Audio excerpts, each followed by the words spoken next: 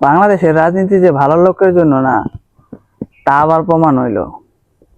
ফজু পাগলার মতো একজন লোক, যে কিনা অনলাইনে সব সময় ছিল সমালোচনা নিয়ে, সে বিপুল ভোটে পাশ করে গেছে। অথচ মামুন হকের মতো লোক একজন, যারা কিনা সারা বাংলাদেশের মানুষ চিনে, সে পাশ করতে পারে না। তাহলে কি বোঝা যায়? বাংলাদেশের মানুষ ভালো লোক চায় না। তার কারণ বেশিরভাগ লোকই হইলো খারাপ। ভালো লোক যদি ক্ষমতায় আসে, তাহলে তো আর খারাপ কাজ করতে পারবে না। এই জন্য কেউ চায় না যে ভালো লোক ক্ষমতায় আসুক। কারণ মামুন হক যদি ক্ষমতায় আসে, তো সংসদে সে ভালো ভালো কথা কইবে, দেশের জন্য ভালো কাজ করবে। তো এগুলো তো মানুষ চায় না। কারণ মানুষ তো চাই হইলো সুদ, ঘুষ, চাঁদাবাজি, সন্ত্রাসগিরি, অন্যের অন্যের জমি দখল করা, অন্যের বাড়িঘর দখল করা, এগুলোই মানুষ চায়।